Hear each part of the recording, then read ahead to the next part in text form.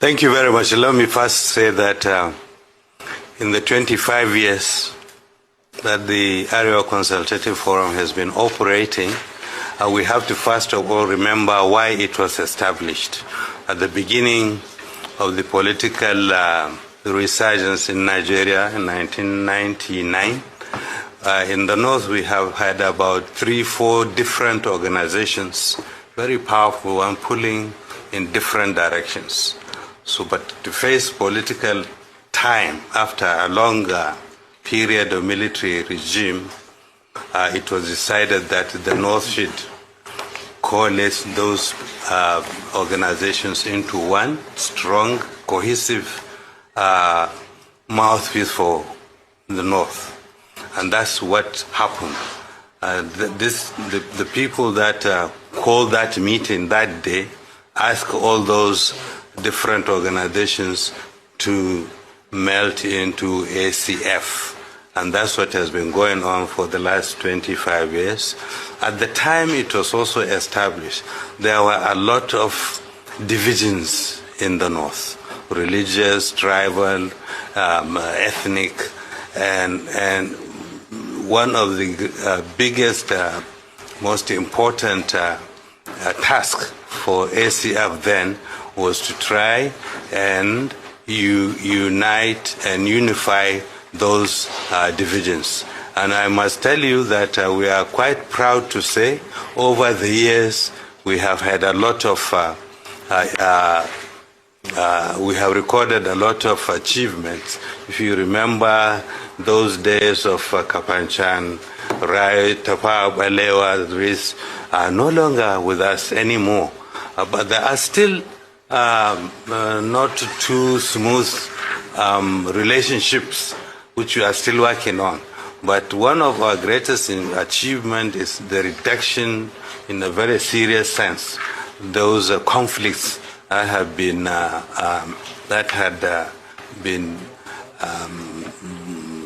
bothering us.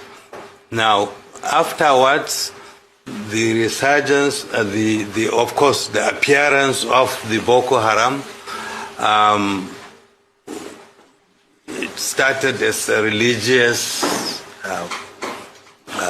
problem, but then spread out.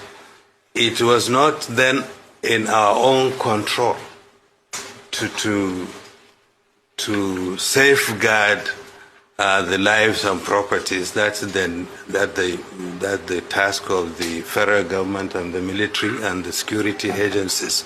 But still then, we kept talking to the leaders at all levels so that our people can understand and do what to do to reduce such harsh effects that we had been going through. I'm glad, Benny, you mentioned how that had, the last 15 years, had brought our position to this nearly pathetic situation. But we used to be very, very prosperous, outgoing, progressive. We used to be very, very industrious, but factors both that are our own fault in the North and outside influenced had combined to, at a time when we are least capable of pushing back, to further deteriorate what we are doing, what we ought to be doing. So this is where we are now. But we are also using this period and this occasion, this celebration, to remind the people that we are not dancing and shouting and singing. We are reminding people the difficulties that have been besieging our own region, and to ask people to proffer solutions that we have not thought of until now. As to the question of the American threats, I would personally would have thought the federal government of Nigeria would have established first and foremost, a judicial commission of inquiry in Nigeria so that it could be investigated. Those who have made those claims would have the opportunity to come and put out their evidence. And those who do not think so can also put the evidence so that the world, an open session, could witness that we are checking ourselves first before we rushed out. I would have also thought that those who had made this complaint had gone to the United Nations instead of the United States of America. We are not a colony of the United States. We do not owe the United States any explanation as to how we run our domestic affairs.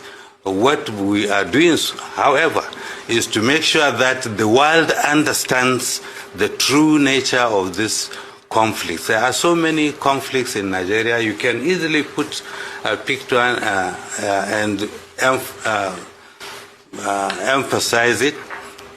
But as to this particular, all of us here, because we are Nigerians, we know that is not true. First, we know also in the last 15 years, the conflict in the northeast, Boko Haram, is not targeted to Christians, is not targeted to Muslims. These are insurgents who want to make headlines every day. In doing so, they don't care whether they kill a Muslim or a Christian. But they are operating in a predominantly Muslim area, so their victims are predominantly Muslims. Of course, they are Christian, but for an insurgent, he doesn't care whether he kills a Muslim or a Christian. But like the population, obviously, there are more victims that are Muslims than no. Then you move towards the northwest, which was enjoying quite a peaceful time until this bandits started their operation. Now, we can only propagate to our people how best to protect and safeguard their families, their villages, their communities, while we at the same time consistently have been talking to the federal government as to the necessity for them to nip the thing in the bud before it spread. It started like a joke in Zamfara, Sokoto, Katsina, now Kebbi and Niger is moving. By the time it's now in Katsina, by the time it gets to Kano, which is next to Jigawa, where I come from, Yobe is quite close. So if government does not take proper, immediate action to stop this, very soon the whole of the northern region is going to be covered with these insurgency.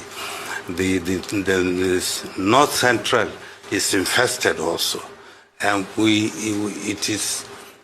have always been wondering that the Nigerian military that had fought in Korea, had fought all over the world, has gone to West Africa and sorted them out, had not been able to sort our own problems for 15 years. Now, I understand that there is a difference between an enemy that you can fight face to face and urban guerrilla situation. But we still need to, I think, to put more effort from all of us, but especially from those that are in a position to stop the thing from spreading. And that's what our wishes, our hopes, and I hope that the recent changes in the military leadership is going to provide something that had not been tried before, and that hopefully is going to provide some kind of answer.